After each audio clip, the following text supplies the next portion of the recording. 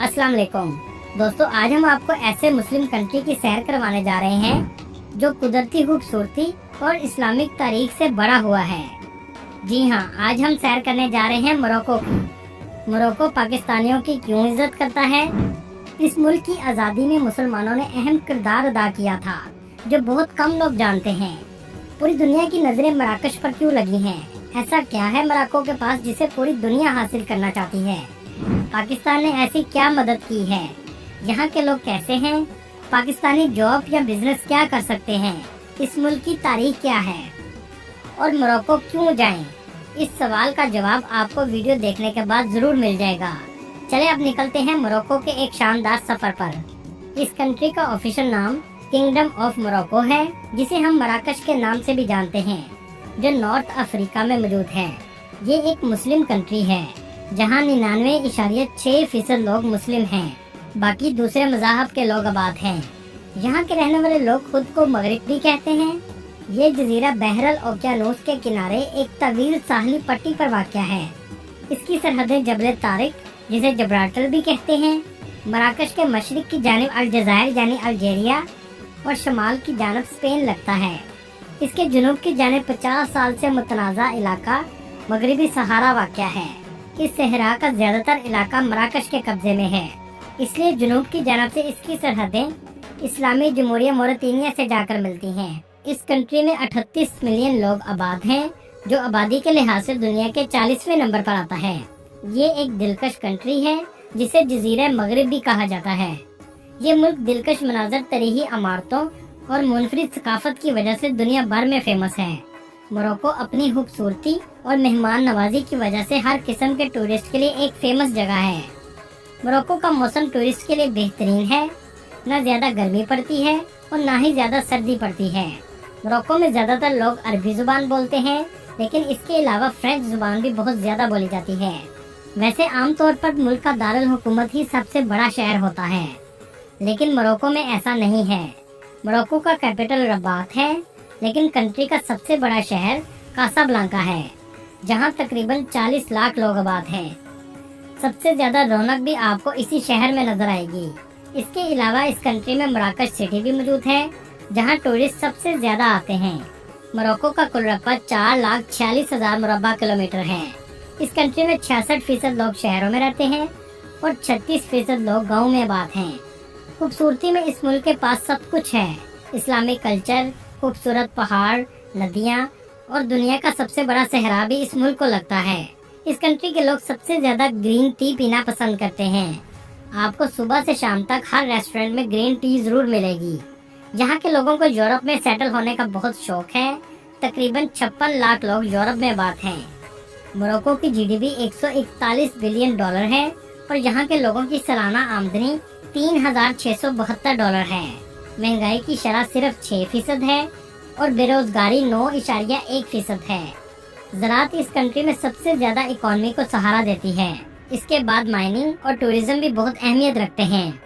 इस कंट्री में इस्तेमाल होने वाली करेंसी मोरक्कन दरम है, जो पाकिस्तानी 28 रुपए के बराबर और इंडियन 9 रुपए के बराबर है। दोस्तों, इससे ज्यादा मेहमान नवाज मुल्क आपको पूरी दुनिया में कहीं नहीं मिलेगा।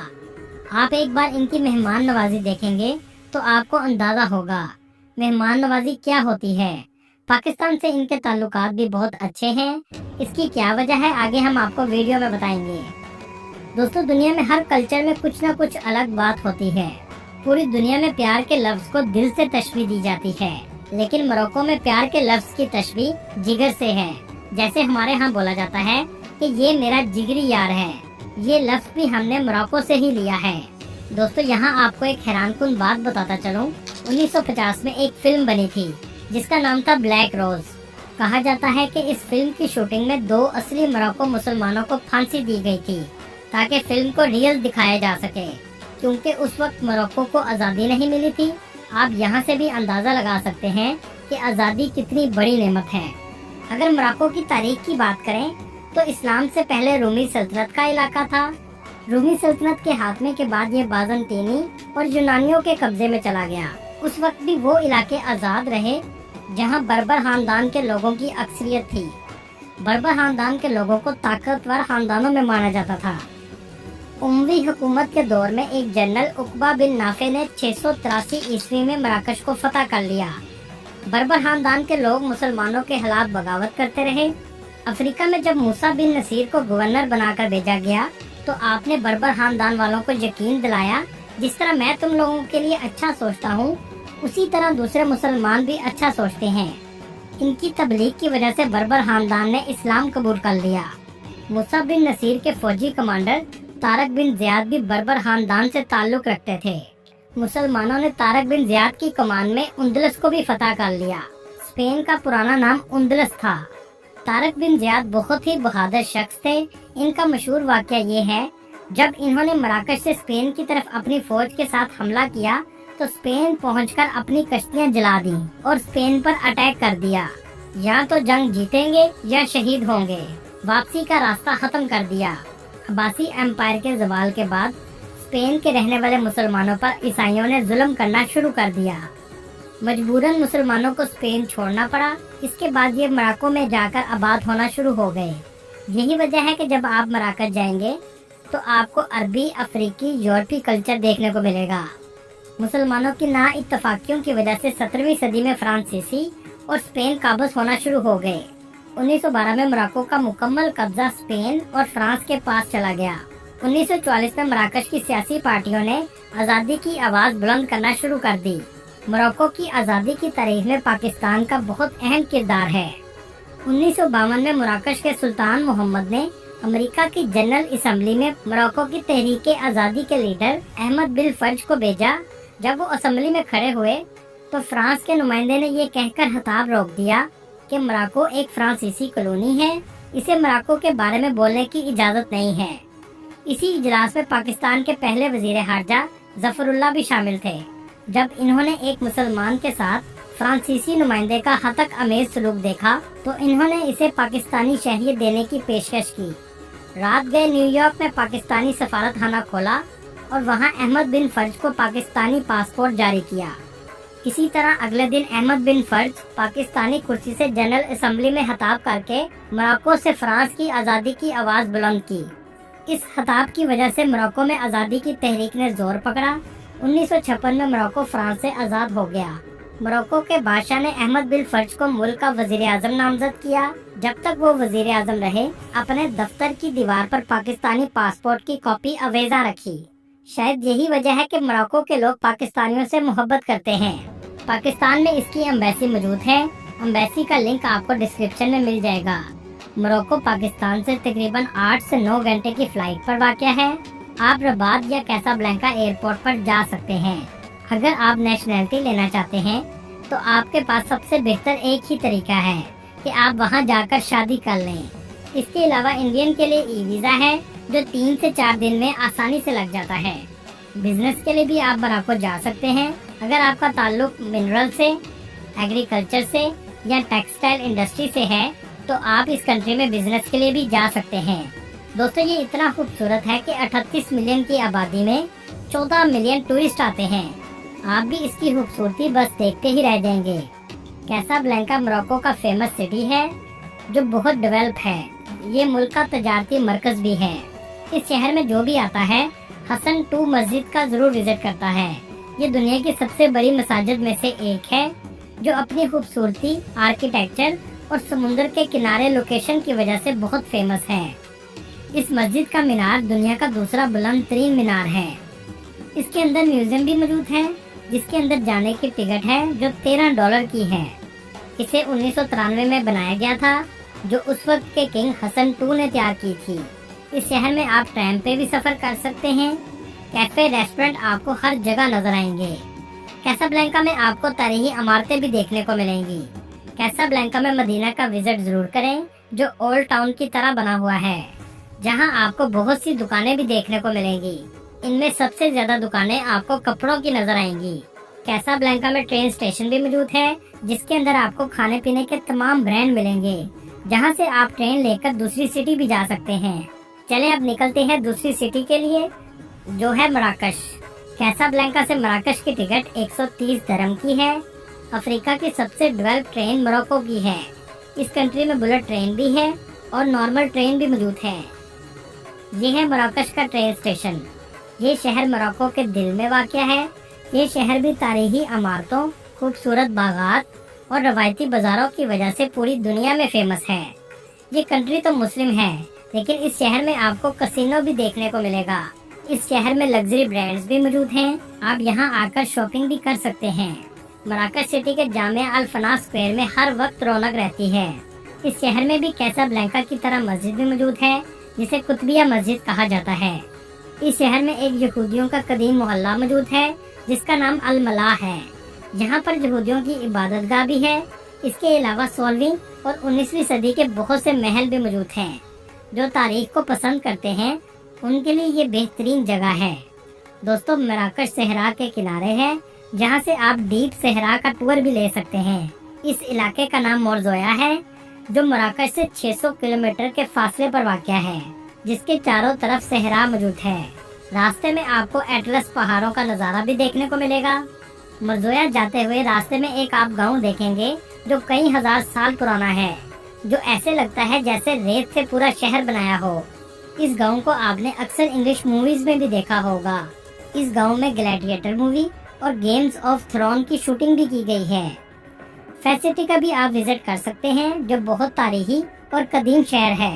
اس شہر میں بہت سے اسلامک مدرسے بھی دیکھنے کو ملیں گے، جہاں بہت زیادہ آپ کو اسلامی آرکیٹیکچر نظر آئے گا، جس میں العطرین مدرسہ 1323 میں کھولا گیا تھا۔ تنجیر سٹی بہت ڈیولپ سٹی ہے۔ یہاں آپ کو بلند و بالا عمارتیں دیکھنے کو ملیں گی۔ بہت سی مارکیٹیں بھی موجود ہیں۔ اس سٹی سے اسپین کا فاصلہ بہت کم ہے۔ اس ملک میں ایک ایسا شہر بھی ہے جہاں ہر چیز آپ کو نیلے رنگ کی نظر آئے گی، یہاں تک کہ گھر کے باہر کے گملے بھی نیلے رنگ کے ہیں۔ تو آپ کو بلو سٹی بھی ضرور وزٹ کرنا چاہیے۔ آپ کو ہر چیز نیلے رنگ کی نظر آئے گی۔ یہ ایک پہاڑی علاقہ ہے۔ اس کی پہاڑی پر جا کر آپ پورے شہر کا نظارہ بھی لے سکتے ہیں۔ یہاں بہت سے ٹورسٹ سن سیٹ دیکھنے بھی آتے ہیں۔ دوستو، آپ نے ابن بطوطہ کا نام تو سنا ہوگا۔ یہ بھی اس ملک کے مشہور سٹی تنجین میں پیدا ہوئے تھے، جو انتہائی خوبصورت شہر ہے۔ اس شہر کے بازار اور گلیاں ایک الگ ہی منظر پیش کرتی ہیں۔ 13ویں صدی میں ابن بطوطہ نے اپنے سفر کا آغاز کیا۔ اسے دنیا دیکھنے کا بہت شوق تھا۔ اس نے یہ سفر تنجین شہر سے شروع کیا۔ پہلا سفر 24 سال تک جاری رہا۔ یورپی دنیا کو گھومتا رہا۔ اس میں ایشیا، افریقہ اور یورپ کا سفر شامل تھا۔ آج اس کی قبر بھی تنجین شہر میں موجود ہے۔ یہ شہر کسی بھی یورپین ملک سے کم نہیں ہے۔ دنیا موروکو سے کیا حاصل کرنا چاہتی ہے؟ چمگادر پوری دنیا میں خوف کی علامت بنی ہوئی ہے۔ 2019 میں آنے والا کرونا وائرس ہو یا 20ویں صدی کے شروع میں ہونے والا اسپینش فلو ہو، بہت کم لوگ جانتے ہیں چمگادر کی وجہ سے پچھلے 100 سالوں میں آبادی 4 گنا تک بڑھ چکی ہے۔ دنیا میں کھاد پہلی دفعہ چمگادر کے فضلے سے تیار کی گئی تھی، جو اناج اگانے کے لیے بہت مفید تھی۔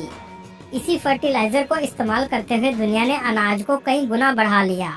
اس فرٹیلائزر کی وجہ سے دنیا کی آبادی 1912 سے 2012 تک 1.5 ارب سے 7.5 ارب تک پہنچ گئی۔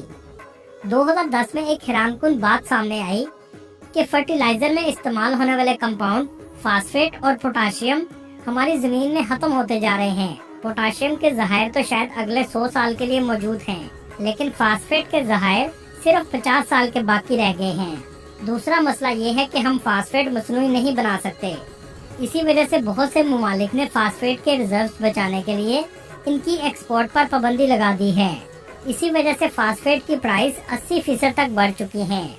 چائنا نے سب سے پہلے 2021 میں فاسفیٹ کی تجارت پر پابندی لگائی تاکہ اپنے لوگوں کو اناج اگا کر کھلا سکیں اور خوراک کا مسئلہ نہ ہو۔ چائنا کے پاس دنیا کے 5% فاسفیٹ کے ریزروز موجود ہیں۔ 70% فاسفیٹ کے ریزرو موروکو کے پاس ہیں، جس کے بغیر اناج پیدا نہیں ہو سکتا۔ اس لیے آنے والے وقت میں پوری دنیا کے انسانوں کی خوراک کا دار و مدار موروکو پر ہے۔ دنیا میں اس کا زیتون آئل بہت فیمس ہے۔ دنیا کی بہترین کھجوریں بھی اس ملک میں پیدا ہوتی ہیں۔ دوستو، آپ نے ارگن آئل کا نام تو سنا ہوگا، اگر نہیں تو چلے میں آپ کو بتاتا ہوں۔ کہا جاتا ہے یہ بالوں کے لیے سب سے بہترین آئل ہے۔ یہ آئل پوری دنیا میں صرف موروکو میں تیار کیا جاتا ہے اور موروکو اسے پوری دنیا میں ایکسپورٹ بھی کرتا ہے۔ ان کی یہ زمین اللہ تعالیٰ کی ذات کا بہترین تحفہ ہے۔ یہ ملک انتہائی خوبصورت اور دلکش ہے۔ سبز پہاڑ، پتھریلے پہاڑ، سرسبز میدانی علاقے، दुनिया का सबसे खूबसूरत सहरा और खूबसूरत वादियां वाक़ हैं। ये अफ्रीका का वाहिद मुल्क है जिस पर खड़े होकर आप यूरोप को भी देख सकते हैं। इस मुल्क के खाने भी बहुत फेमस हैं। इनमें कोस्कोसी जो गोश्त और सब्जी से बनाई जाती है, टाक्शुका इसे बर्बर आमलेट भी कहा जाता है। टाक्टुका एक मराकश की सलाद है जिसे मराकश के लोग बहुत शौक से खाते हैं। जैसा कि शुरू में मैंने कहा, मोरक्को क्यों जाएं? इसका जवाब आपको मिल ही गया होगा। तारीखी विरसा देखने के लिए, कुदरती मनाजर का लुत्फ उठाने के लिए, सकाफती तजर्बात और रवायती खाने चखने के लिए। दोस्तों, ये थी आज की हमारी इन्फॉर्मेटिव और दिलचस्प वीडियो। आपको वीडियो कैसी लगी कमेंट में जरूर बताइएगा और नए आने वाले दोस्तों से गुजारिश है हमारे चैनल को सब्सक्राइब और लाइक जरूर कीजिएगा। अगली वीडियो तक अल्लाह हाफिज।